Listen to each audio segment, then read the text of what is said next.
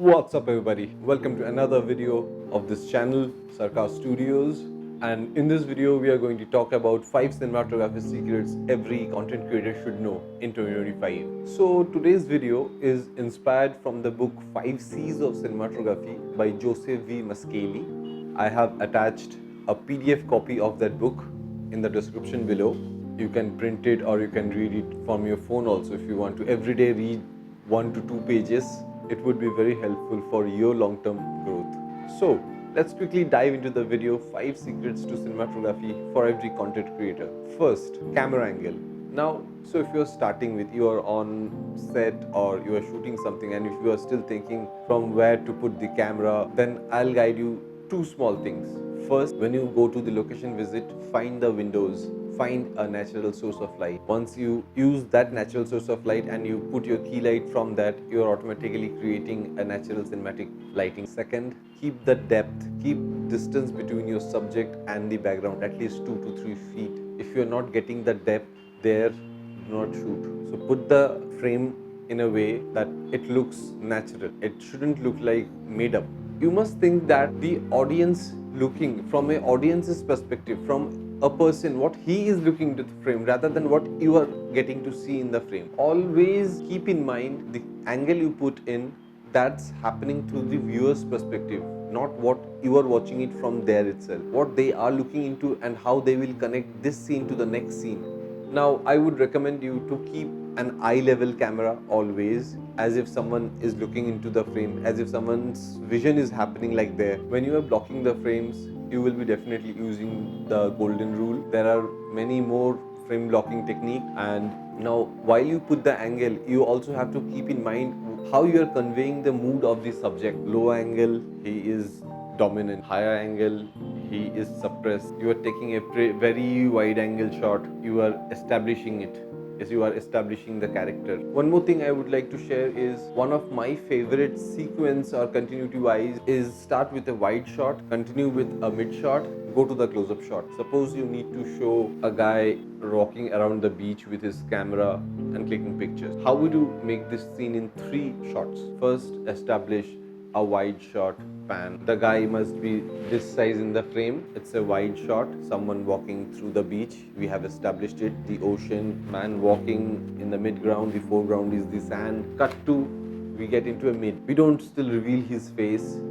It's from his chest to his knees and he's holding the camera just like we hold it. Now, in the mid-frame, we are establishing that person holding his camera and walking within the beach.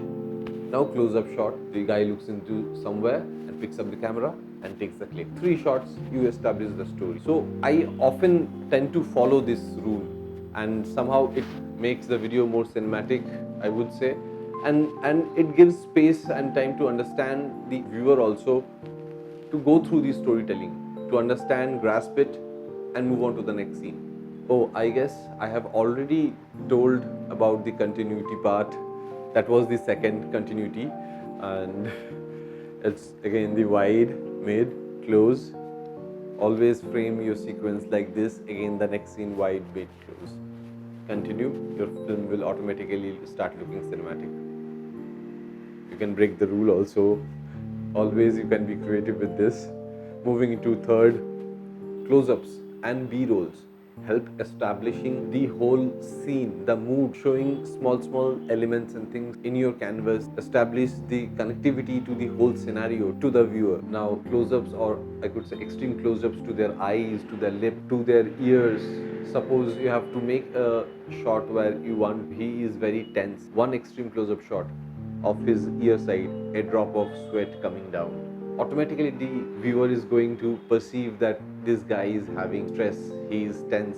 So extreme close-up shots are a very good way to show the character's emotion or mental state. Number 4, composition. If you want the scene to look cinematic, you have to balance it out. Taking example, this frame you're looking at, here I have put a small flower vase just, and its shadow is getting into the wall. The light is coming and hitting from this side of the wall. it's creating a depth effect, and I really like the blue light coming and hitting the wall. Here I have kept one more table lamp as a small practical light, though I'm using it as a motivation light. We'll come to this on a different video though. So we are talking on point number 4, composition. Always have the balanced composition. Your line of horizon should always be straight.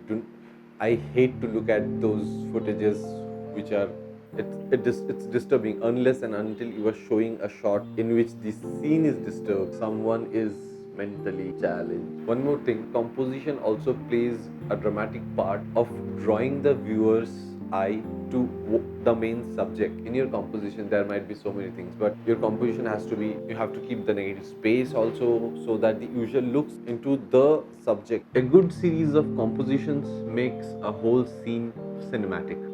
Breaking it down, series of shots with good composition makes a sequence, a very good cinematic sequence. Now, coming to the 5th point, cuts. The cuts you put on the edit table. You have shot the whole video, you have the close-up shots, mid shots, wide shots, you have all the sequences done. In your editing table, when you are making the cut, keep in mind cuts are to make the video flow forward, keeping the visual narrative going ahead. Breaking it down, while you make a cut, you are guiding the viewer to go to the next level. Now going into the close-up, showing the more intense emotion, then again getting back to the wide, and then establishing there is one more character coming in. That's how the flow and continuity runs all together. Means you cannot just follow one of these points, you have to follow all of these 5 points, then only you will get the whole video look cinematic. There are more pointers. I am going to make a part 2 of this video covering 5 more pointers, very useful for cinematography and content creation. So whenever you're planning your next shoot, keep these 5 pointers in your mind while you are shooting. Apply those things intelligently. There is a phrase, this whole industry is a lie. What we show the user she is that only. And that's how visual narrative and storytelling works. Thank you for making this video till the end. I would again like to thank those who have subscribed, and I would request you to hit your finger on this subscribe button and give me some motivation to create more videos. Part 2 of this video will be coming soon, so stay tuned. I'll be seeing you soon. Thank you.